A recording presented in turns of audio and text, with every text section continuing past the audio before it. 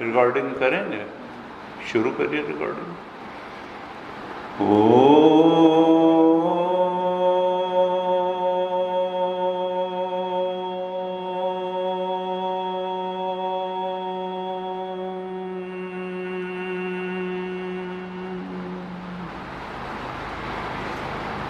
ॐ सहना भवतु सहनौ भुनक्तु सह वीर्यं करवावहै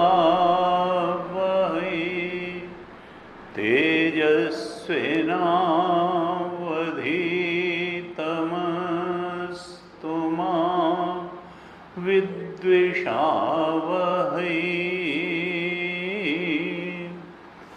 ॐ शान्तिः शान्तिः शान्तिः। सदाशिवसमारम्भां शङ्कराचार्यमध्यमाम् अस्मदाचार्यपर्यन्तां वन्दे गुरुपरम्पराम्।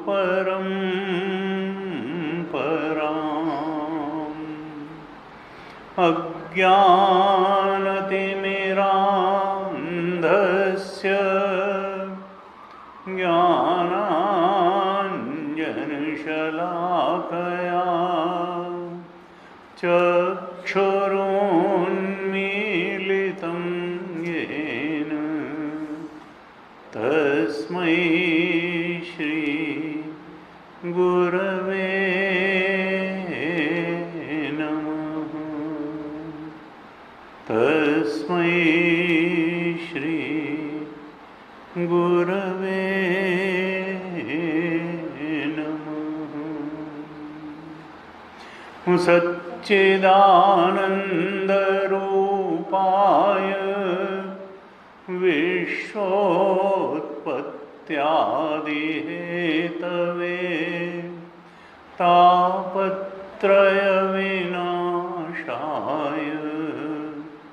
श्रीकृष्णाय वयं नुमः। यं प्रव्रजन्तमनुपेतमपेतकृत्यं द्वैपायनो विरहकातर आजुहाव पुत्रेति तन्मयतया तरवोऽभिनेदुः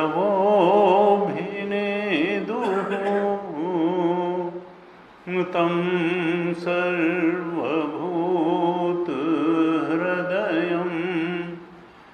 मुनिमानतोऽस्मि।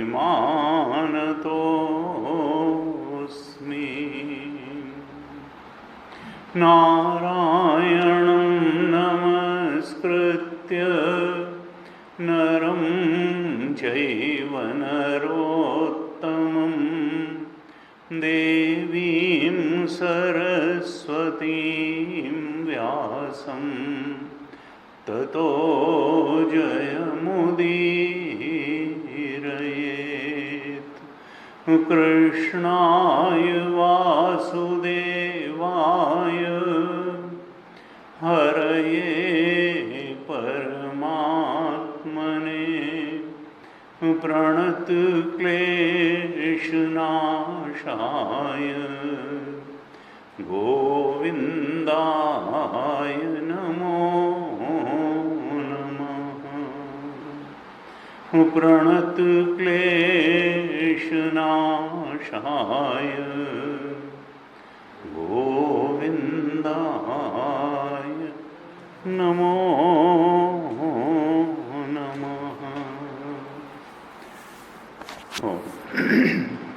श्रीमद् भागवत महापुराण के पंचम स्कंद पर हम चर्चा कर रहे हैं और इसके 11वें अध्याय तक हमने चर्चा की है। इसमें कुल 26 अध्याय हैं, जिसमें 11 अध्याय तक हम चर्चा कर चुके हैं। 11वां अध्याय बड़ा महत्वपूर्ण अध्याय है, हमने इसको विस्तार से देखा भी था। 11वें अध्याय में ऋषि भरत कहें, वैसे तो जड़ भरत उनका नाम यहाँ है, और जड़ भरत तो उनको कहना ठीक नहीं, क्योंकि वो अपने को एक जड़ता से भरा हुआ मनुष्य दिखा रहे थे। वो तो ब्रह्म ऋषि थे, वो तो ब्रह्म बोध प्राप्त संत थे।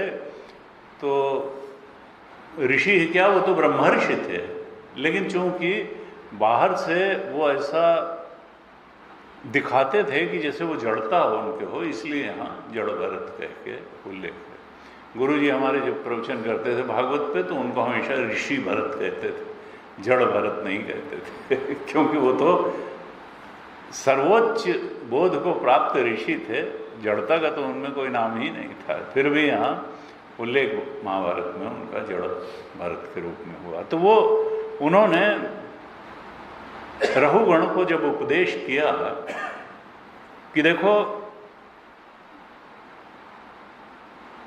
व्यवहार के धरातल पे है, लेकिन व्यवहार सत्य नहीं है।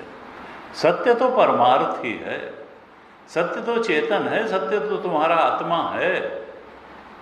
ये जो दृश्य जगत है, फिर वो हमारा फिजिकल बॉडी हो, मन हो, बुद्धि हो, इंद्रियां हो, इंद्रियों के विषय हों, सब आने जाने वाली है। मोह मूल परमार्थ नहीं, वो तो मोह मूल है, वो परमार्थ नहीं है।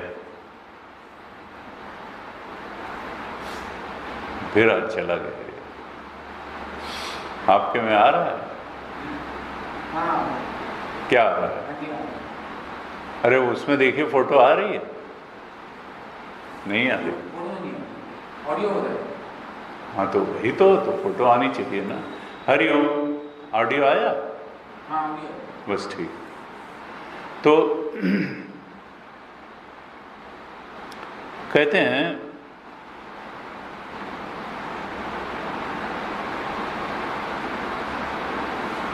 तत्वज्ञानी जो है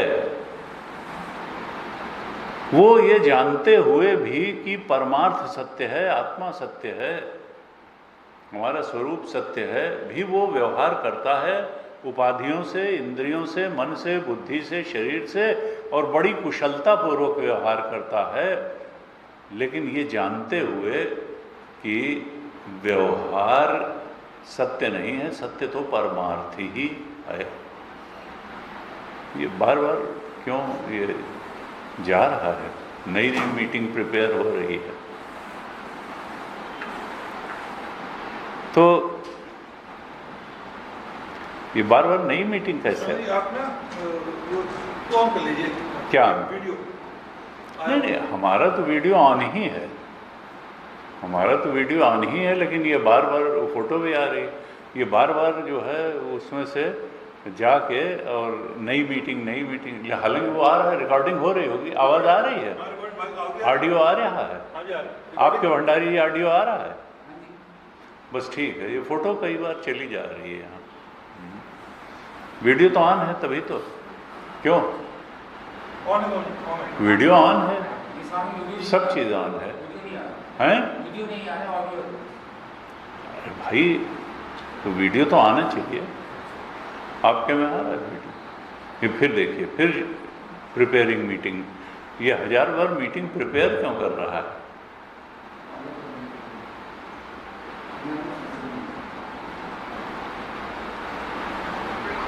you are using the US हैं? हमारा वीडियो भी ऑन है, ऑडियो भी ऑन है, हैं? तो भाई अभी ये 1 मिनट के अंदर फिर जाएगा, 1 मिनट के अंदर फिर जाएगा, और अभी हमारे में हमारी फ़ोटो आ रही है और भट्ट जी की फ़ोटो आ रही है। अच्छा नहीं, आपकी फ़ोटो आ रही है, डॉक्टर साहब की आ रही है, 2 फ़ोटो आ रही है। आप इनका वीडियो ऑफ कर दीजिए भंडारी जी, इनका वीडियो ऑफ करिए, ये डॉक्टर साहब का वीडियो ऑफ करिए। हाँ नहीं, अभी आ रहा है। हरिओम, चलिए ठीक है, वहीं बैठे रहिए, वहीं बैठे रहिए, अगर कर सकते हो कर दीजिए, नहीं आता भी रहेगा। हाँ अब ऑफ हो गया वीडियो। अच्छा आप नहीं ऑफ कर दिया, बस ठीक। तो ये रघुगढ़ ने को उपदेश करते हुए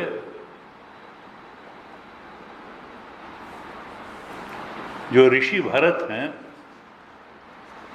उन्होंने 2-3 मुख्य बातें बताई। पहली बात तो यही बताई कि देखो व्यवहार असत है, लेकिन व्यवहार तो करना है, जब तक देह है तब तक व्यवहार करना है।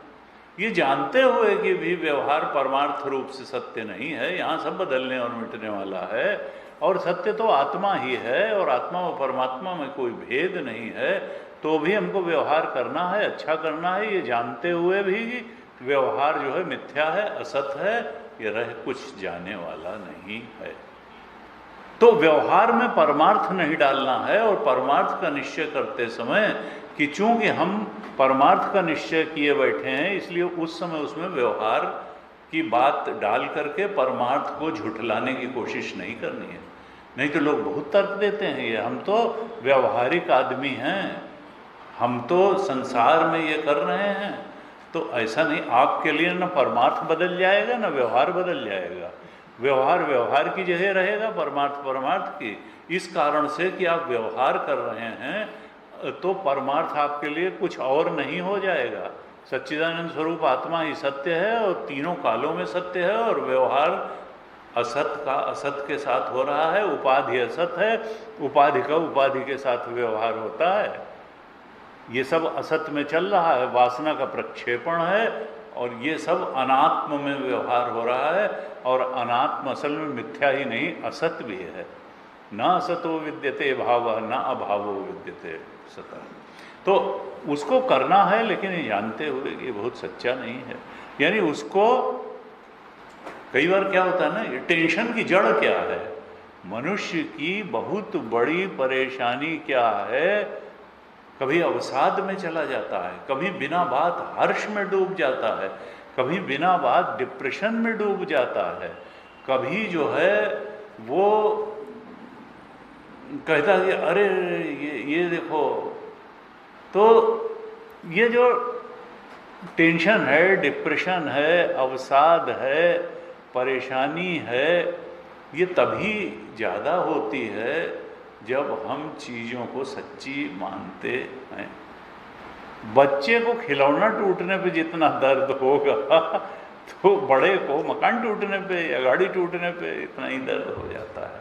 जबकि हम कहते हैं कोई नहीं बेटा, इसमें इतना ज़्यादा परेशान होने की क्या बात है, दूसरी आ जाएगी, क्या है, तो ये भी कोई बात हुई परेशान होने की। लेकिन वो परेशान, ऐसे ही हम परेशान होते हैं कि देखो मर न जाएं, बूढ़े न हो जाएं, पैसे की क्षति न हो जाए, अरे ज़िंदगी चलेगी जब तक चलनी है। इसमें इतनी खास बात ये नहीं, ये असत है, मिथ्या ही नहीं असत है, और इसको उतना ही अहमियत देनी है जितनी अहमियत देने लायक ये है, और इसका सबसे अच्छा उपयोग करना है।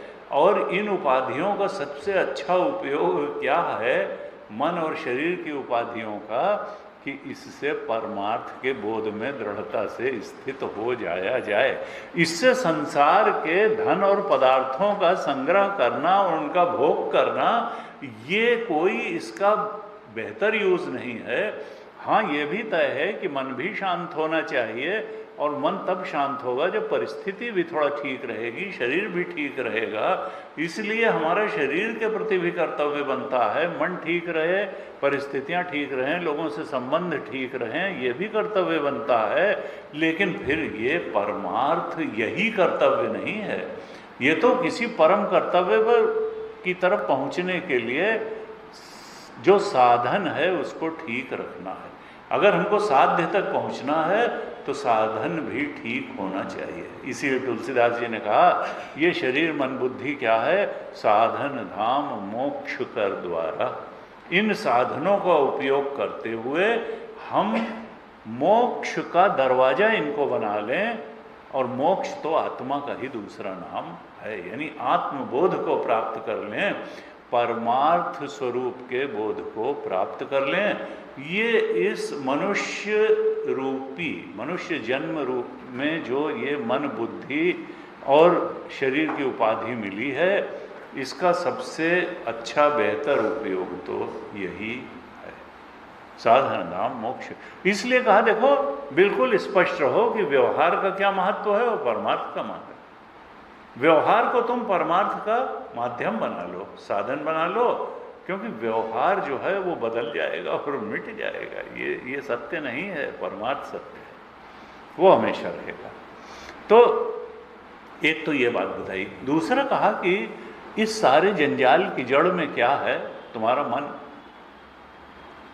तुम्हारा मन है, मन ही संसार से आसक्ति का साधन बनता है और मन ही मोक्ष का साधन भी बन जाता है। जो संसार में आसक्त मन है वो बंधन का कारण बन जाता है, और जो परमार्थ की भक्ति करने वाला, परमात्मा की भक्ति करने वाला, परमार्थ के ज्ञान की ओर अग्रसर, सत्संग में लगा हुआ, गुरु भक्ति में लगा हुआ, ईश्वर भक्ति में लगा हुआ जो मन है, वो मुक्ति का साधन बन जाता है। मन एवं मनुष्याणाम कारणम बंध मुक्षयो, बंधाय विषयासक्तम और मुक्तम निर्विषयम मनः।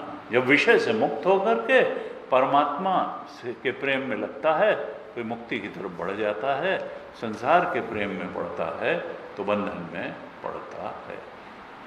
प्रेम करने की ताकत इसमें है। अब ये गलत चीज से प्रेम करेगा बंधन में पड़ेगा, और सही चीज से प्रेम करेगा तो फिर मुक्ति की तरफ बढ़ेगा। परमात्मा सत्य भी है, सही भी चीज है, संसार तो इल्यूजन है, डिल्यूजन है, माइक है। तो संसार से प्रेम को आसक्ति कहा और परमात्मा से प्रेम को मुक्ति का द्वार कहा। प्रेम करना है, लेकिन संसार उसमें साधन भर प्रेम करना है, इससे कि ये साधन है। असली प्रेम जो हमारा है वो परमात्मा से ही होना है। इस तरह से मन के बारे में बताया, व्यवहार और परमार्थ के बारे में बताया, मोक्ष के बारे में बताया, और अंत में क्या बताया था कि मनुष्य को चाहिए कि वो ये माया और माया से जन्य जो चीजें हैं उनकी आसक्ति छोड़ दे। मन भी माया द्वारा ही निर्मित है, इसलिए मन का गुलाम बन के न जिए कि मन ने जो फरमाइश रखी हमने पूरी कर दी। न, मन का स्वामी बन करके जिए और मन को सात्विक बना करके जिए, तब वो परमात्मा की तरफ, परमात्मा चिंतन में गहराई से लगेगा। परमात्मा की तरफ लगा हुआ मन तुम्हारा सबसे बड़ा मित्र है, और परमात्मा से दूर भाग करके संसार में ही डूबा हुआ मन तुम्हारा सबसे बलवान शत्रु है। ये बताया। फिर अंत में 11वें अध्याय के 17वें श्लोक में कहा था, गुरोह हरेः चरण उपासना अस्त्र जहि व्यलीकम स्वयं आत्म मोशम। ये जो मन है ये वैसे तो मिथ्या है, क्योंकि ये भी संसार का पार्ट है, लेकिन ये बड़ा बलवान है और इसने तुम्हारे आत्म स्वरूप को आच्छादित कर रखा है, क्योंकि इच्छाएं तो मन में ही होती हैं। ये वासना जो है मन में ही होती है, और ये ओंकार स्वरूप को आच्छादित करके इसने रखा है। ये मन यद्यपि सर्वथा मिथ्या है तो भी इसने आत्म स्वरूप को आच्छादित कर रखा है, और इसलिए यहाँ पर कहते हैं जड़ भरत कि तुम सावधान होकर के गुरु और हरि की चरण के चरणों की उपासना के अस्त्र से इसको मार डालो, यानी इच्छाओं को मार डालो। मन को मार डालने का मतलब यह नहीं है कि इसको उपाधि के रूप में मार डालो, क्योंकि जीवन पर्यंत सूक्ष्म शरीर की भी आवश्यकता है स्थूल शरीर चलाने के लिए। यानी इच्छाओं के गुलाम मत बनो, तुम गुरु के आदेश से जीवन जियो, तुम परमात्मा की प्रसन्नता के लिए जीवन जियो, तुम भगवान की भक्ति करो, तुम स्वरूप के अनुसंधान रूप भक्ति करो, तुम कर्म योग करो, तुम साधन चतुष्टय संपन्न होकर के श्रवण मनन निधिध्यासन करो और इस प्रकार से आत्मबोध को प्राप्त कर लो। यह भजगोविंदम के अंतिम श्लोक में भगवान शंकराचार्य कहते हैं, क्योंकि गुरुपसक्ति बहुत एक महत्वपूर्ण चरण है वेदांत की साधना का। गुरु चरणाम्बुज निर्भर भक्त संसारात अचिरात भव मुक्त। जो गुरु के चरणों पर, गुरु के चरणों की भक्ति करते हुए जो रहता है वो संसार से मुक्त हो जाता है। संसारात अचिरात, बहुत जल्दी ही, भव मुक्त। गुरु चरणों पर जो निर्भर, गुरु चरणों का जो भक्त है संसार से शीघ्र ही मुक्त हो जाता है। क्यों? क्योंकि गुरु बताते हैं कि देखो इच्छाओं की गुलामी न करो, तुम तो परमात्मा की गुलामी करो। और इसलिए वो अपेक्षा करेंगे तुम मन के संयम पूर्वक जियो, इंद्रियों के संयम पूर्वक जियो। वहाँ भगवान शंकराचार्य कहते हैं सेंद्रिय मानस नियमाते एवं, गुरु के आदेश के अनुसार तुमने इंद्रिय संयम किया है, तुमने मन का संयम किया है। एवं द्रक्षसि निज हृदयस्थम देवम, तुमने संयम किया है, तुमने संसार सत्य की जो है भगवान की भक्ति का जीवन जिया है, तो निश्चित रूप से तुम अपने हृदय में ही उस देव का, उस आत्मदेव का दर्शन करोगे, अनुभव करोगे। द्रक्षसि निज हृदयस्थम देवम। क्यों? क्योंकि तुमने गुरु के वचनों का पालन किया है, तुमने संयमित जीवन जिया है, तुमने आसक्ति का जीवन नहीं जिया है। इस प्रकार से ये 2-3 महत्वपूर्ण बातें बताई थी, हमको भी ध्यान में रखनी चाहिए। क्योंकि भागवत का उद्देश्य तो यही है, जो गीता का उद्देश्य है, जो उपनिषद का उद्देश्य है, कि हमको परमात्म सत्य का बोध हो जाए। और परमात्म सत्य का ही नाम कृष्ण है, राम है, उसी का नाम ब्रह्म है और उसी का नाम भगवान है। नाम चाहे तो ले, लेकिन वही सच्चिदानंद है। राम ब्रह्म परमार्थ रूपा अविगत अकथ अनादि अनूपा, सच्चिदानंद रूपाय विश्वोत्पत्त्यादि हेतवे तापत्रय विनाशाय श्री कृष्णाय वै।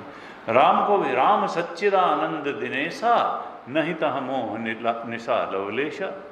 तो तुलसी के राम भी सच्चिदानंद स्वरूप हैं, भागवत के कृष्ण भी सच्चिदानंद स्वरूप हैं, परम सत्य भी सच्चिदानंद, आत्मा भी सच्चिदानंद स्वरूप है, ब्रह्म भी सच्चिदानंद।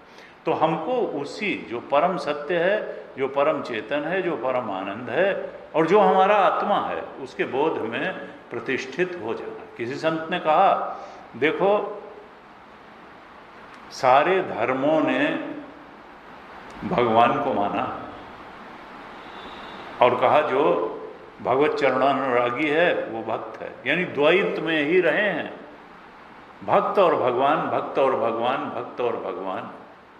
लेकिन अद्वैत आत्मा तक पहुंचने वाला केवल और केवल वैदिक धर्म है। कोई धर्म अद्वैत तत्व तक नहीं पहुंचा, न उसका उपदेश किया। भक्त और भगवान, भगवान तो हर धर्म ने बताया, आत्मा विश्व को, अगर भारतवर्ष का कोई सबसे बड़ा योगदान है तो वो है आत्मा। भगवान तो सबने दिए, आत्मा केवल वैदिक धर्म ने दिया कि एक चीज है आत्मा, वही है परमात्मा। आत्मा और परमात्मा में कोई अंतर नहीं है। ये बात वैदिक धर्म कहें या सनातन धर्म कहें, इसके अलावा किसी धर्म की इस बोध तक पहुंच ही नहीं है, एक सत्य है, एकम सत्य, सत्य विप्राह बहुधा वदंती।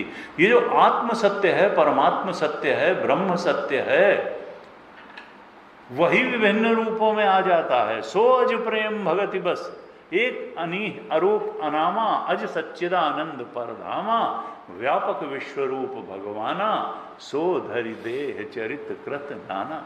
ये निर्गुण निराकार सत्ता है, ब्रह्म सत्ता है, आत्मा सत्ता, ये विश्व को, मानवता को, सृष्टि को वेद की अपूर्व देन है। कोई धर्म यहां तक नहीं पहुंचा, और ये जितनी बड़ी समता दे सकता है कि वहां कोई अंतर ही नहीं है। ये जितने भी भेद हैं, ये सब कॉन्स्टिट्यूशन में लिखने से नहीं होगा कि जो है जाति भेद नहीं होगा, लिंग भेद नहीं होगा, क्षेत्रवाद का भेद नहीं होगा। आत्मा में तो कोई भेद नाम की चीज ही नहीं है। वहां तो एक ही एक है, और वही परमार्थ है, वही वास्तव में सत्य है। बाकी सब तो भेद जहां जहां तक है वहां तक तो सत्य है। गीता ने कहा भेद जहां तक दिखाई देता है, नेह नानास्ति किंचन, नानात्व नाम की, यहां जितना नाना मामा ताऊ चाचा है वो सब बेकार की बात है, वो कुछ नहीं है नानात्व। न यह नानात्व, यहां नानात्व जो देखता है, कठोपनिषद में कहा मृत्यो स मृत्युम गच्छति, यह नाना इव पश्यति। जो यहाँ भेद को सत्य देखता है, उसके अधिष्ठान, भेद के अधिष्ठान आत्मा के एकत्व को नहीं देख पाता है, वो अभी संसरण में पड़ा रहेगा, क्योंकि वो व्यवहार को ही सत्य मान रहा है। वो अभी मायिक जगत को ही सत्य मान रहा है। वो अधिष्ठान परमार्थ तत्व आत्मा के बोध तक नहीं पहुंचा है। राजा रघुगण ने जब उपदेश सुना भरत ऋषि का, तो उन्होंने कहा भगवान आपने जो बताया उसको सुन करके मैं कृतकृत्य हो गया, लेकिन मेरी बुद्धि को इस देहाभिमान ने, इतना देहाभिमान रूप सर्प ने ऐसा डस रखा है कि आपकी बात कुछ कुछ तो मेरी समझ में आई, लेकिन पूरी तरह मेरी समझ में नहीं आई, क्योंकि मेरी बुद्धि इतनी शुद्ध नहीं है। अभी देहाभिमान इतना कस के बैठा हुआ है कि मैं तो अपने को रघुगण और राजा और यही तो मान रहा हूँ। ये देहाभिमान रूप विषैले सर्प ने मेरी बुद्धि को ऐसा डसा हुआ है कि आपका ये जो श्रेष्ठ उपदेश है, ये मुझे पूरी तरह से आत्मसात नहीं हुआ। इसलिए भगवान कृपा करके इसको थोड़ा सरल करके मुझे बताइए। कहते हैं आपने कहा कि न भार उठाने की क्रिया सत्य है, न भार सत्य है, न भार उठाने की क्रिया सत्य है, न भार उठाने की क्रिया के फलस्वरूप जो श्रम होता है वही सत्य है। ये सब व्यवहार के धरातल पर हैं। भार भी व्यवहार के, यानी पालकी भी व्यवहार के धरातल पर है, ढोने वाला कहार भी व्यवहार के धरातल पर है, पालकी ढोने की क्रिया भी व्यवहार के धरातल पर है, और उन कहारों को उस पालकी ढोने की क्रिया से होने वाला जो कर्म है वो भी व्यवहार के ही धरातल पर है। इस सब में सत्य कुछ नहीं है। तत्व विचार के सामने ये कहीं सत्य नहीं ठहरते हैं। उन्होंने कहा ये जो आपका कथन है कि व्यवहार की हर चीज सत्य नहीं है, ये इसका मर्म मेरी समझ में नहीं आया, कृपया इसको और विस्तार से बताइए। अब जड़ भरत कहते हैं कि राजन देखो, ये जो देह है ये पृथ्वी का विकार है, क्यों पृथ्वी स्थूल है, ये देह भी स्थूल है। ये देह जो है पृथ्वी का विकार है। जब ये पृथ्वी पर चलने लगता है तो फिर इसका नाम कहार पड़ जाता है तो ये पृथ्वी का ही विकार। फिजिकल बॉडी जो है ये पृथ्वी का ही विकार है। जैसे वहाँ पृथ्वी है, बस ये है कि पृथ्वी जहाँ की तहाँ है, उसके अंदर सुनने समझने सूंघने चलने फिरने ग्रहण करने की सामर्थ्य नहीं। इस विकार में ये सामर्थ्य है, क्योंकि सूक्ष्म शरीर इसको चलाने वाला पीछे बैठा हुआ है। तो जब ये चलने लगता है तो इसका नाम भारवाहक पड़ जाता है, कहार पड़ जाता है। और इस पृथ्वी के इस विकार में क्या है कि 2 पैर हैं, घुटने हैं, जांघ है, कमर है, वक्षस्थल है, गर्दन है, कंधे आदि इसके अंग हैं। कहार के ही तो अंग हैं।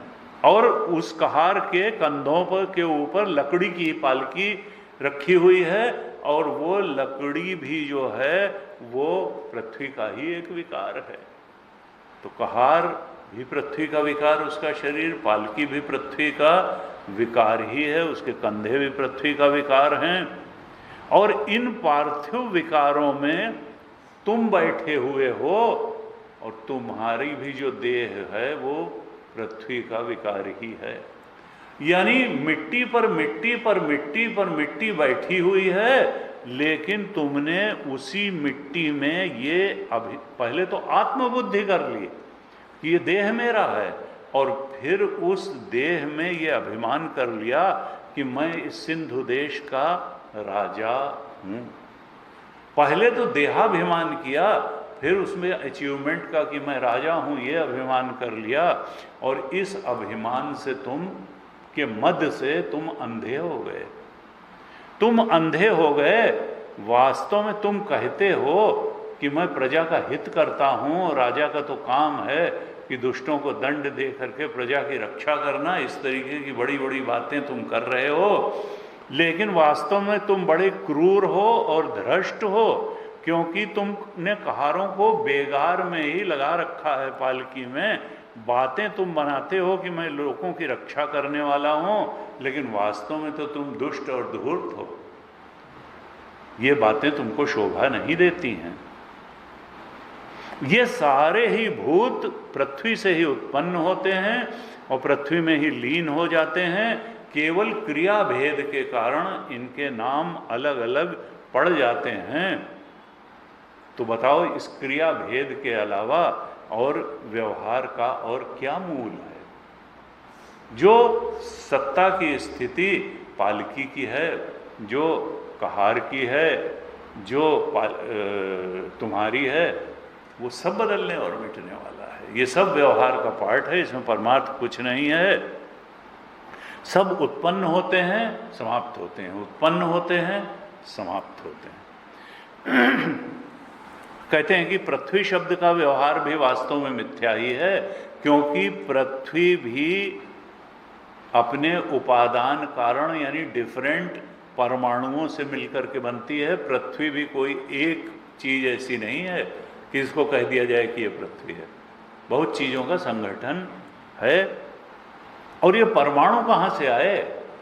और ये बड़ी मजे की बात कहते हैं कि जैसे गुरुदेव कहते थे ना कि भाई हम सोचते चले जाएं अगर कि क्या है, तो कुछ नहीं, गोल मोल हो जाता है, कोई तर्कहीनता आने लगती है कि मैं हूँ, मैं बैठा हूँ, मैं कहाँ बैठा हूँ? इस चौकी पर बैठा हूँ।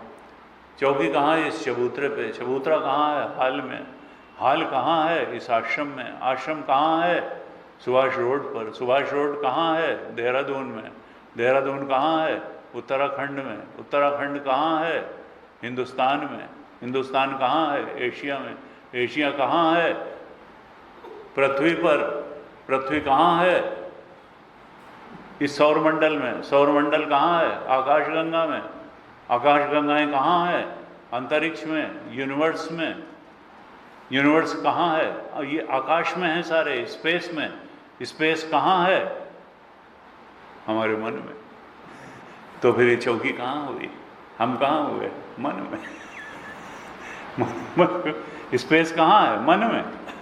तो ये सब मनोमय है सृष्टि, और लगता है बड़ी सच्ची सच्ची है, सब है ना मन में। मन में। आकाश कहाँ है? मन। मतलब space is merely time and space are concepts. कहाँ चले जाते हैं सुषुप्ति में टाइम और स्पेस? मन में लीन होते हैं, मन से निकल जाते हैं।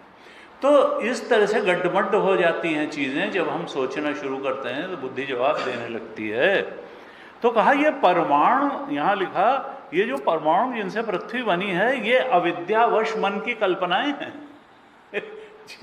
यानी माइक्रोकॉस्म में जाएंगे तो भी हम कुछ पाएंगे नहीं, और माइक्रोकॉस्म में जाएंगे तो भी वहाँ कुछ मिलने वाला नहीं है कि हम सबका कार्य कारण संबंध।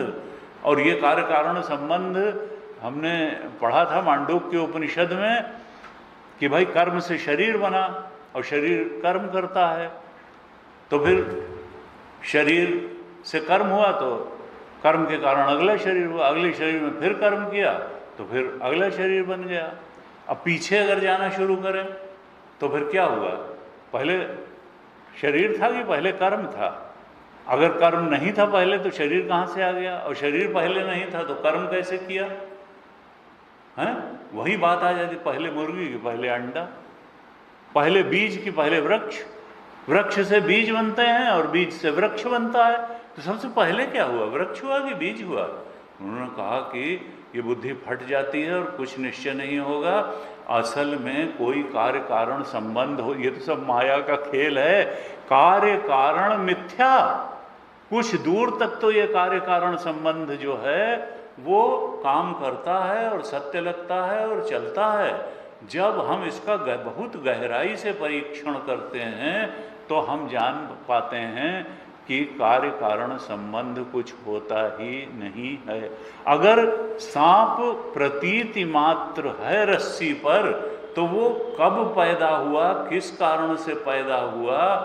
तो अज्ञान जन्य जो चीजें होती हैं उनमें कोई कार्य कारण संबंध नहीं होता है। रस्सी और सांप में कोई कार्य कारण संबंध नहीं है, आकाश और नीलिमा में कोई कार्य कारण संबंध नहीं है।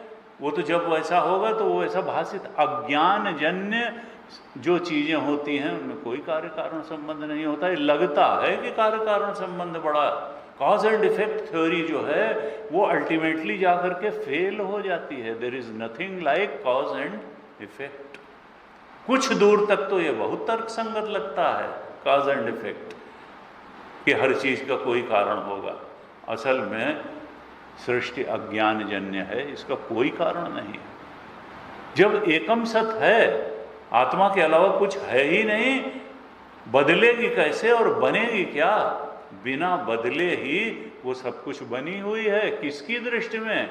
अज्ञानी जीव की दृष्टि में, अज्ञानी चेतन की दृष्टि में वो सत्य आत्मा जगत बना हुआ है। जगत के नाना भेद विभेद बना हुआ है, इच्छाएं बना हुआ है, आकर्षण बना हुआ है, विकर्षण बना हुआ है, दुख बना हुआ है, सुख बना हुआ है, अनुकूल प्रतिकूल परिस्थिति बना हुआ है, उसी में फंसाए हुए हैं। लेकिन मूल में कौन है? अविद्या महारानी जो बैठी है ना, सत्य का अज्ञान, परमार्थ का अज्ञान ही सारे व्यवहार का मूल कारण है, भी मूल कारण है। वासनाएं अज्ञान ही मूल कारण है, यहाँ कोई कार्य कारण नहीं।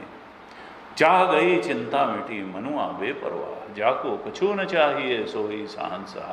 वो तो शहंशाह जो है, किसी ने कहा देखो ये तो बाद में आया कि ये राजा हैं, ये बादशाह हैं और ये हैं। हमारी संस्कृति में जो रियलाइज सेंट होते थे सूफी पद्धति से, उनको कहा जाता था फकीर, और जो इधर के होते थे हमारे वैदिक परंपरा के, उनको कहा जाता था स्वामी। स्वामी और फकीर। तो असली राजा यानी स्वामी तो उसको माना गया जिसने परम सत्य का बोध, जिसने बाहर का राज्य प्राप्त किया, वो राजा नहीं। जिसने आत्मा का राज्य प्राप्त कर लिया वो स्वामी है, वो राजा है, हैं? तभी कहते हैं स्वामी राम एक बार गए और विदेश जाने वाले थे, पानी के जहाज से जाते थे, तो पता चला कि उनका भाई बड़ा ये लोग विदाई करने आए हैं, कौन जा रहा है? तो हुआ कि महाराजा फलाने जा रहे हैं। उन्होंने कहा भाई टिकट वापस करो। उन्होंने कहा क्यों? उन्होंने कहा एक जहाज में 2 महाराजा नहीं जा सकते हैं। अब ये नकली वाला महाराजा जब जा रहा है तो असली महाराजा किसी और से जाएगा। तो फिर वो जो है, क्योंकि वो ऐसे कहते थे ना बादशाह राम, और लोग बड़ा कमेंट करते थे कि अपने, ये गर्वोक्ति है इनकी, अहंकार है, अपने को बादशाह राम कहते हैं, बादशाह राम आ गए। तो लेकिन जो है उनका ये था कि नहीं, मैं जान करके कह रहा हूँ, मैं पा करके कह रहा हूँ, मैं कोई फर्जी बादशाह नहीं हूँ, मैं असली बादशाह हूँ। तो यहाँ पर कहा कि जो द्वैत प्रपंच है वो माया का ही कार्य है। इसको रहुगण तुम माया का कार्य समझो, ये जान लो कि इसकी वास्तव में कोई सत्ता नहीं, आभासी सत्ता है, प्रतीति मात्र है। और विशुद्ध परमार्थ जो है वो तो ज्ञान स्वरूप आत्मा ही है। वो नॉलेज ऑफ समथिंग नहीं है इसका ज्ञान, इसका वो तो वृत्ति ज्ञान होता है, नॉलेज ऑफ समथिंग। और वृत्ति ही मिथ्या है तो वृत्ति से प्राप्त होने वाला ज्ञान कहाँ से सत्य हो जाएगा? जो वृत्ति को भी यन मनसा न मनुते ये नाहुर मनोमतम, वृत्ति जिसको नहीं पा सकती है, वृत्ति जिसके अनुग्रह से जानने की सामर्थ्य प्राप्त करती है, वो आत्मा है, वो ब्रह्म है, वो हमारा स्वरूप है, वो शुद्ध चेतन है, वो है नॉलेज ऑफ समथिंग नहीं है, वो नॉलेज इटसेल्फ है, वो ज्ञान मात्र है। ज्ञान ही सत्य वस्तु है। और यहां बड़ा सुंदर 11वें श्लोक में, 12वें अध्याय के 11वें श्लोक में कहा कि जो विशुद्ध परमार्थ रूप ज्ञान तत्व है वही उसी का नाम भगवान है, और उसी को ज्ञानी जन वासुदेव भी कहते हैं। यानी वो जो परमार्थ तत्व है वही नॉलेज इटसेल्फ है, वही ज्ञान स्वरूप है, उसी का नाम वासुदेव है, उसी का नाम कृष्ण है, और उसी का नाम भगवान है। पहले आ चुका है भागवत में। वदन्ति तत्त्वविदः तत्त्वत् यज ज्ञानम अद्वयम ब्रह्मेति परमात्मेति भगवान इति शब्दते। जो तत्वविद हैं, जिन्होंने सत्य को जाना है, वदन्ति इति तत्वविद तत्त्वज यज ज्ञानम अद्वयम, जो अद्वय ज्ञान है, तत्वविद उसी को तत्व कहते हैं, और उसी को भगवान कहते हैं, उसी को ब्रह्म कहते हैं, उसी को आत्मा कहते हैं, उसी को ईश्वर कहते हैं। यन्मायावशवर्ति विश्वमखिलम ब्रह्मादि देवासुरा यत्सत्वादि अमृषा एव भाति सकलम रज्जौ यथा अहेर्भ्रम। यत्सत्वादि अमृषैव यत्पादप्लवमेकमेव हि भवाम बोधे स्थितिर्षावताम वंदे हम तम अशेष कारण परम रामाख्यमीशम। ये जो कुछ दृश्य जगत दिखाई दे रहा है, इसका जो अशेष कर, ये तो शेष हो जाएगा, ये तो बदल जाएगा और मिट जाएगा। जो कुछ दिखाई दे रहा है, जो अशेष कारण है, जो इसके मिटने से मिटता नहीं, इसके बदलने से बदलता नहीं, उसी को मैं राम कहूँगा। राम आख्यम ईशम हरिम, उसी को ईश्वर कहूँगा, उसी को हरि कहूँगा, उसी को राम कहूँगा। ये तुलसीदास जी ने कह दिया कि जिसकी सत्ता से ये असत्य संसार भी सत्य लगता है, मृषा संसार भी अमृषा लगता है। यत् सत्वादि अमृषा एव भाति सकलम, अमृषा लगता है तो मृषा झूठा, लेकिन लगता है जैसे बहुत सच्चा हो, क्योंकि अधिष्ठान राम जी सच्चिदानंद तो सत्य हैं, उनकी सत्ता के कारण ये झूठा संसार भी सच्चा लगता है, हमारा शरीर भी सच्चा लगता है, हमारी इच्छाएं, मन भी सच्चा लगता है। यत् सत्वादि अमृषा एव भाति सकलम, लेकिन इसकी स्थिति क्या है?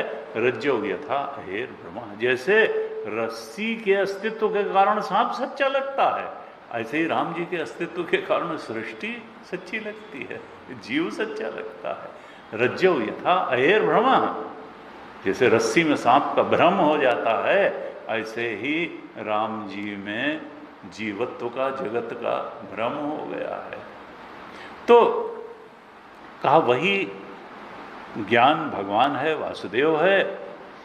और फिर अब एक बड़ी सुंदर बात कही 12वें और 13वें श्लोक में भी, साधना का थोड़ा मार्ग बता रहे हैं। इनमें कहते हैं कि देखो, जब तक हम गुरूप सत्य नहीं करेंगे, उसके लिए यहाँ कहा जब तक हम महापुरुषों के चरणों की धूल से अपने को नहलाएंगे नहीं। 12वें अध्याय के 12वें श्लोक में कहा कि जब तक महापुरुषों की चरणों की धूल से अपने को नहीं नहलाएंगे, तब तक हम अगर सोचें ये साधनाएं करके कि इनसे मिल जाएगा परम सत्य का बोध, तो मिलेगा नहीं। कौन कौन सी साधनाएं बताई? कहा जो भागवत में कहा कि करनी जरूर चाहिए कि यज्ञ दान तपः कर्म पावनानि मनीषिणाम। यहाँ पर क्या कहते हैं कि केवल तप करने से, यज्ञ करने से, वैदिक कर्म करने से, अन्न आदि का दान करने से, गृहस्थोचित धर्मानुष्ठान करने से, वेदाध्ययन करने से, सूर्य आदि की उपासना करने से या किसी भी और साधन से यह परमात्म ज्ञान प्राप्त नहीं हो सकता है।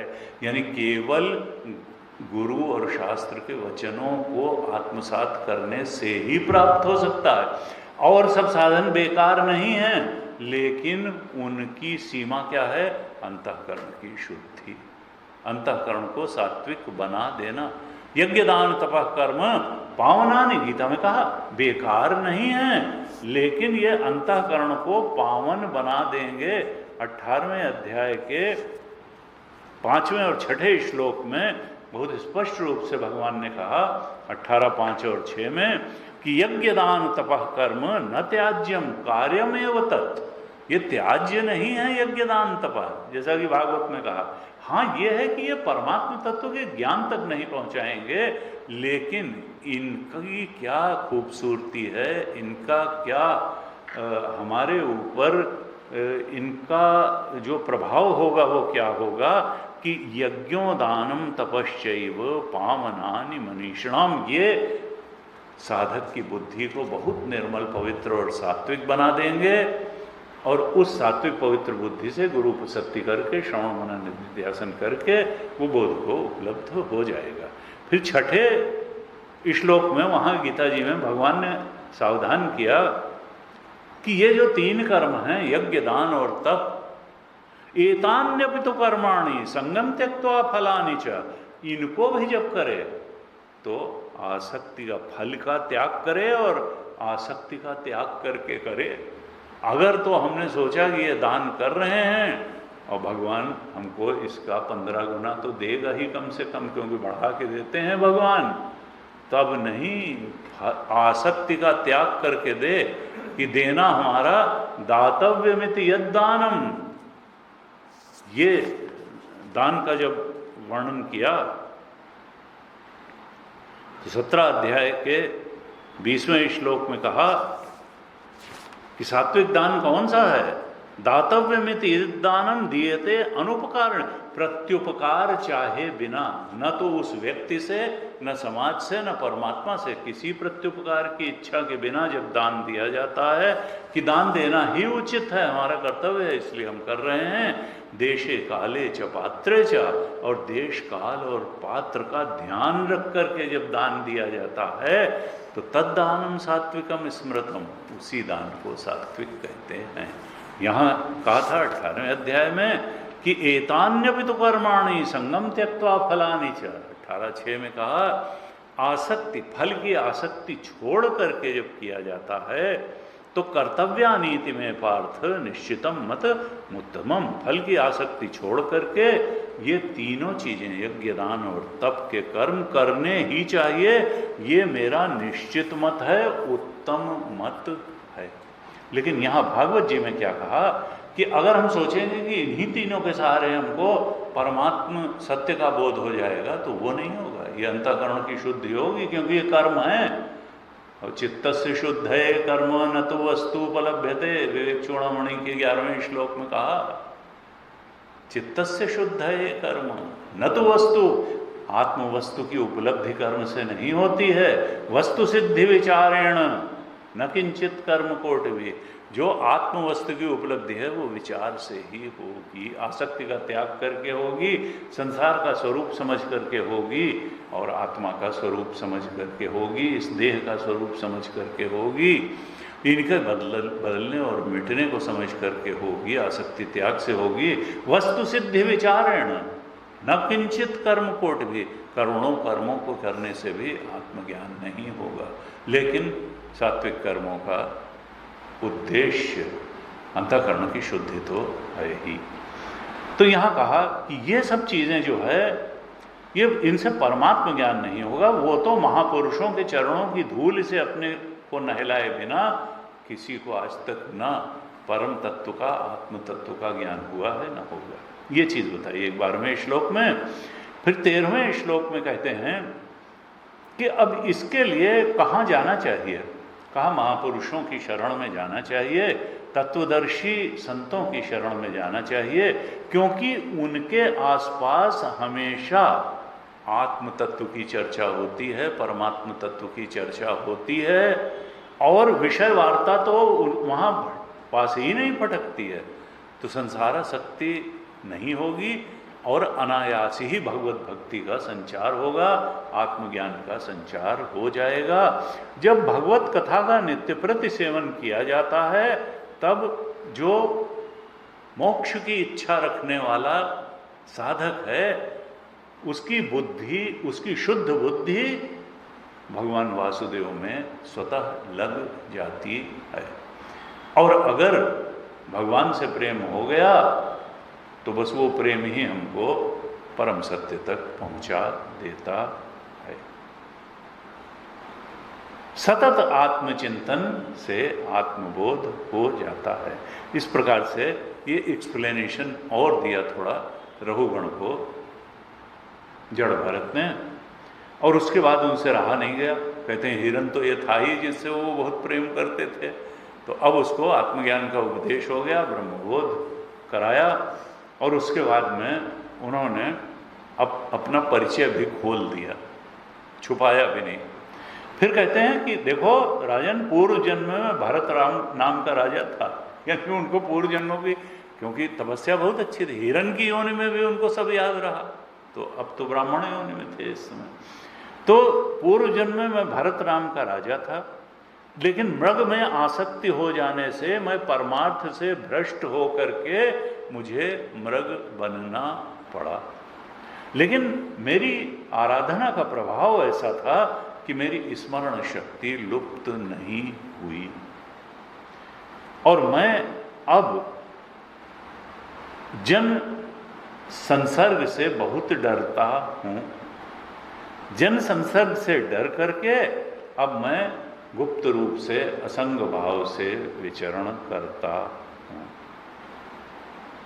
कहते हैं कि मनुष्य को चाहिए, अब अंत में समराइज करते हैं अंतिम श्लोक में, कि देखो राजन, मनुष्य को चाहिए कि सत्संग करे, सत्संग में ही ज्ञान प्राप्त होगा, और इस ज्ञान से वो मोह के बंधन को काट डाले। बार बार भगवान के स्वरूप, स्वभाव और प्रभाव का श्रवण करे। भगवान का स्वरूप है क्या, स्वभाव क्या है, प्रभाव क्या है, यानी मायोपाधिक ब्रह्म के, अपर ब्रह्म के बारे में भी सुने, और निर्गुण निराकार परम सत्य निर्गुण ब्रह्म के बारे में भी सुने। अपर ब्रह्म और पर ब्रह्म सबका ज्ञान रखे, सबके बारे में सुने। ऐसा श्रवण करने से फिर लगातार भगवान का स्मरण बना रहेगा,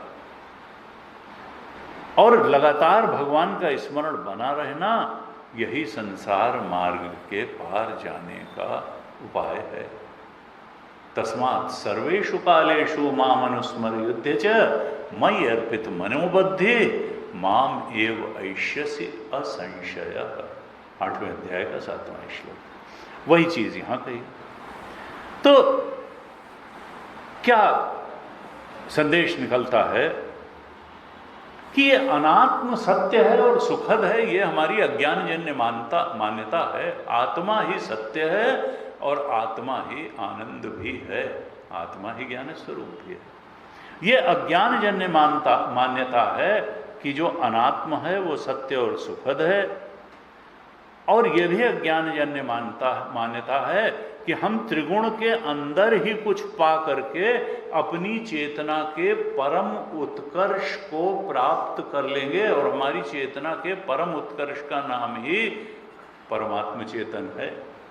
हम अपने परमात्म स्वरूप का बोध इस संसार में कुछ पा करके पा लेंगे, कुछ पैसा पा करके पा लेंगे, कुछ परिवार बढ़ा के पा लेंगे, कुछ यश पा के पा लेंगे, तो वो नहीं होने वाला है। त्रिगुण के अंदर की कोई चीज पा करके हम चेतना के सर्वोच्च उत्कर्ष को यानी परमात्म स्वरूप को नहीं पा पाएंगे। उसको तो विचार से ही, सत्संग से ही, सद्गुरु की शरण से ही पा सकते हैं। तो ये अज्ञानजन्य मान्यताएं हटानी है कि अनात्म सत्य और सुखद है, और अनात्म के अंदर कुछ पा करके हम जो सर्वोच्च प्राप्तव्य है उसको पा लेंगे। नहीं, अनात्म के अंदर हम चाहे जो कुछ पा लेंगे, हमारी बेचैनी बनी रहेगी, अतृप्ति बनी रहेगी, अशांति बनी रहेगी, अपूर्णता बनी रहेगी।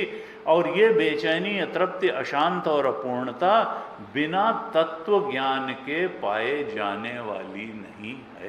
ये तभी जाएगी जब हम परम तत्व, परम चेतन, अपने आत्म स्वरूप को परमात्मा के रूप में पहचान लेंगे। हमारे सारे शास्त्र यही बात कह रहे हैं, और ये कहते हैं कि ये लगातार सत्संग के प्रयास से ही संभव होगा, और इसमें कोई गैप नहीं होना चाहिए कि अब बहुत कर लिया भाई, अरे तो फिर और करोगे क्या इसके, और करने की चीज क्या है, अब फलानी चीज करते हैं, अब भाई बहुत हो गया सत्संग, अब चलो थोड़ा चाट भी तो खाएं। तो चाट खाओ वो नहीं है, लेकिन चाट भी महामनुस्मर युद्ध है, चाट खाते समय भी उसकी याद जरूर रखो। तो ये चीज जो है तुलसीदास जी ने लिखा, कबहु दिवस मह निविड़तम और कबहु प्रगट पतंग, उपजय बिनसय ज्ञान जिमि पाई कुसंग सुसंग। कबहु दिवस, वर्षा ऋतु का वर्णन करते हुए कहते हैं कि कबहु दिवस, वर्षा ऋतु में कभी इतने घने काले बादल आ जाते हैं कि जैसे दोपहर में ही अंधेरा हो गया और रात। कबहु दिवस महा निविड़तम, घोर अंधकार सा जैसे छा गया हो, ऐसा दिन में हो जाता है वर्षा के दिनों में बादलों के प्रभाव से।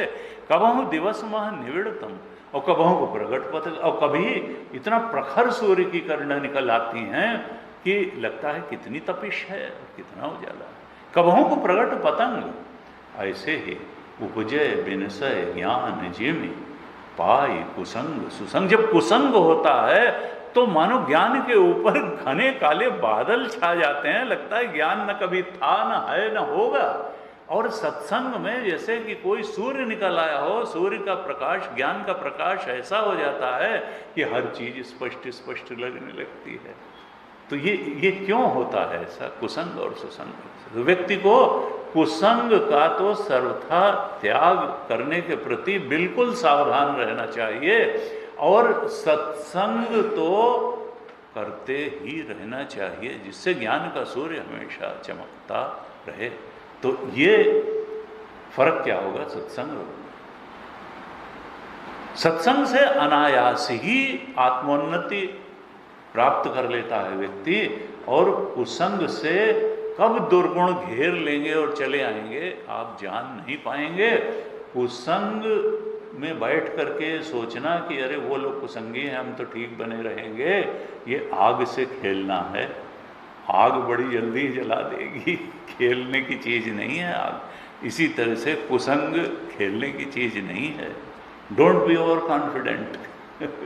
तो ऐसे ये बताया। अब इसके बाद एक बड़ा सुंदर प्रसंग है, अभी 10 मिनट हैं, थोड़ा सा देख सकते हैं। इसके बाद एक वर्णन आता है 2 चैप्टर्स 13 और 14 में, वो है भवाटवी का वर्णन। भवाटवी का मतलब क्या है? ये संसार रूपी जो जंगल है वो है भवाटवी, और इसमें जीव भटका हुआ है। इस संसार रूपी जंगल में जीव भटका हुआ है। और वहाँ पर वो क्या क्या करता है, कैसे कैसे सुख पाने के लिए लालायित होकर के दौड़ता है, और कैसे कैसे तरह तरह के दुख पा लेता है, इसका वर्णन इसमें बड़े विस्तार से किया गया है। क्योंकि मनुष्य जीवन में जो भी करता है वो सुख पाने के लिए ही तो करता है। सुखाय कर्माणि करोति लोकः।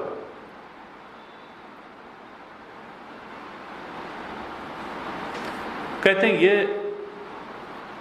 भवाटवी का जो वर्णन है, जो संसार की दुख रूपता को एक प्रकार से बखान करने वाला है, और कई बार तो हम उसको सुनना नहीं पसंद करते हैं कि ये दुख रूप है। किसी ने कहा, कोई संत के उसमें, आप जब देखिए तो पेसिमिस्टिक बात करते रहते हैं कि ये नहीं ठीक है, वो नहीं ठीक है, वो नहीं ठीक है। अरे तो ये तो सब कोई जानता है कि एक दिन मर जाएंगे, लेकिन अब मर जाएंगे इसलिए क्या जिंदगी का आनंद लेना ही छोड़ दें? तो मर जाएंगे तो इसका मतलब ये थोड़ा है कि जब तक जिंदा है तब तक जिंदगी का पूरा रस और आनंद हम न लें। तब उन्होंने कहा, भाई ले सकते हो तो ले लो, तुम्हारे चेहरे को देख के तो ये नहीं लगता है कि तुम बड़े आनंदित जीवन जी रहे हो। कोशिश जरूर कर रहे हो आनंद लेने की, और अगर मिलता ही हो तो फिर मैं नहीं कहूँगा कि तुम वैराग्य की बात करो, तुम आसक्ति की ही बात करो और खूब आनंद लो। लेकिन चूंकि आनंद नहीं मिलता है और वेदांत परम आनंद की बात करता है, तुम तो खाली आनंद की बात कर रहे हो। वेदांत जो है उस आनंद के त्याग की बात करता है जो दुख परिणामी है। ये ही संस्पर्शजा भोगा दुख यौन एवते आद्यंतवंतः कौन्तेय न तेषु रमते बुधा। ये तो दुख परिणामी आनंद है जिनको तुम जानते हो, तुम इनमें मस्त हो करके परेशान घूम रहे हो। ये सर्व अनर्थ हेतु है अध्यास। तो वेदांत तुमसे आनंद छुड़वाना नहीं चाहता है, बल्कि तुमको परम आनंद देने के लिए है। अक्षयम सुखम अश्नुते, ये कहा कि ये ही संस्पर्शजा भोगा दुख आद्यंत। तो कहा ये जो आत्मा का आनंद है ये तो अक्षय सुख है, ये तो स्वरूप का आनंद है, आने जाने वाला नहीं। शांति आपनोति नैष्ठिकीम अक्षयम सुखम अश्नुते। आत्मबोध को प्राप्त करने वाला अक्षय सुख को पाता है, नैष्ठिकी शांति को पाता है। तो तुमको आनंद से छुड़ाया नहीं जा रहा है, सर्वोच्च आनंद की तरफ बढ़ाया जा रहा है। तो ये जो भावाटवी का वर्णन आने वाला है, इसका वर्णन का उद्देश्य क्या है कि इस संसार के सत्य स्वरूप को समझ करके, इस भावाटवी का वर्णन पढ़ करके व्यक्ति को थोड़ा वैराग्य हो जाए, यानी संसार की आसक्ति उसकी धीरे धीरे कम होती चली जाए और भगवान की भक्ति बढ़ती चली जाए। इस भवाटवी के वर्णन का यही उद्देश्य है। क्योंकि भवाटवी से वैराग्य हुए बिना, भवाटवी से आसक्ति समाप्त हुए बिना मुक्ति मिल नहीं सकती है। दो नावों में एक साथ सवारी नहीं हो सकती है। तो भवाटवी से मुक्ति हो और भगवान की तरफ बढ़ना होता जाए, इस वर्णन से यही हो। अब यहां पर अखंडानंद महाराज कहते थे कि इस भवाटवी से मुक्त होने के लिए मुख्य रूप से राजा भरत ने रघुगण को, ये अभी राजा भरत का रघुगण को उपदेश ही चल रहा है भवाटवी का भी। राजा रघुगण को भरत ने भवाटवी से मुक्त होने के लिए 4 उपाय मुख्य रूप से बताए हैं। क्या 4 उपाय बताए? कहा कि देखो, बहुत वाद विवाद में मत पड़ो। ये झगड़ा, जो माया का संसार है, यहाँ किसी से झगड़ा करके मत उलझो, ये सब बीत जाएगा। बीत जाएगा। किसी से राइवलरी बांध करके, दुर्भावना पकड़ करके झगड़ा मान के बैठने की चीज नहीं है, सपने का झगड़ा है, हैं? जब ज्ञान हुआ, भगवान के का बल देखा, भगवान के प्रति प्रेम उमड़ा सुग्रीव का, तो कहा बाली परम हित जासु प्रसादा। बाली तो उसने पीटा हमको, हमारा बड़ा भारी भला कर दिया कि आपसे मिलन हो गया, और कितना बड़ा हमारा हितकारी था। मैं तो जबरदस्ती उसको शत्रु मान के, परम हित हैं, मिले हो राम तुम शमन विषादा, हमारा तो सारा कष्ट ही दूर हो गया तुमसे मिलने से। तो कहा कि अब जो है सपने जैसन होए लड़ाई, तो जागने से क्या, उसमें सपने में किसी से झगड़ा हो गया, जागने पर उससे क्या मतलब है। कहा इस तरीके से रखो। पहला क्या कहा कि व्यर्थ के वाद विवाद में मत उलझो, किसी से लड़ाई झगड़ा करना छोड़ दो। ये भवटवी से मुक्ति का पहला उपाय बताया। दूसरा कहा कि सबके प्रति मैत्री भाव रखो, कोई पराया है ही नहीं, सब हमारे दोस्त हैं, सब हमारे अपने हैं, सर्वभूतात्म भूतात्मा। तो मैत्री भाव सबके प्रति रखो, विवाद मत करो, लड़ाई झगड़ा छोड़ दो। और फिर तीसरा कहा कि अपने आप को कहीं आसक्त मत करो, किसी चीज में आसक्त मत करो अपने आप को। व्यवहार है, व्यवहार करके छोड़ दो, उसको लिए घूमने की जरूरत नहीं है सिर्फ 5 दिन तक। लड़ाई झगड़ा विवाद मत करो, मैत्री भाव रखो, आसक्त कहीं मत हो। और चौथा कहा कि भगवान की भक्ति करो, भगवान की सेवा करो, भगवान का भजन करो, भगवान का स्मरण करो। तस्मात् सर्वेषु कालेषु माम अनुस्मर, भगवान की भक्ति करो। ये 4 उपाय बताए। और फिर कहा कि भगवान की भक्ति करते करते तुम्हारे अंदर ज्ञान भी हो जाता है। तेषाम सतत युक्तानाम भजताम प्रीतिपूर्वकम ददामि बुद्धि योगम तम येन माम उपयान्ति ते। तेषाम, तो कहा कि भगवान की भक्ति करते करते जो ज्ञान की तलवार है वो पैनी हो जाती है, और फिर उस पैनी ज्ञान की तलवार से इस भवाटवी को काट करके मनुष्य भवाटवी के पार हो जाता है। ऐसे होता है। तो ये भवाटवी का बड़ा सुंदर प्रसंग आने वाला है। इसमें तरह तरह से मनुष्य को किस किस प्रकार से सुख पाने के आकर्षण में ये कहाँ कहाँ भागता है, और किस किस तरीके से फिर जहाँ सुख की लालसा में गया था वहाँ से दुख मिल जाता है तरह तरह से। उसका थोड़ा विस्तार से वर्णन है, और इसका जो है एक्सप्लेनेशन भी आया है। 14वें अध्याय में एक्सप्लेनेशन है, और 13वें अध्याय में इस भवाटवी का वर्णन है। ऐसे जो है ये थोड़ा विस्तृत प्रसंग है। अगली कक्षा में हम इस पर विचार करेंगे। आज ओम पूर्णमदः पूर्णमिदं पूर्णात् पूर्णमुदच्यते पूर्णस्य पूर्णमादाय पूर्णमेवावशिष्यते। ओम शांति शांति शांति। हरि ओम श्री गुरुभ्यो नमः। हरि ओम।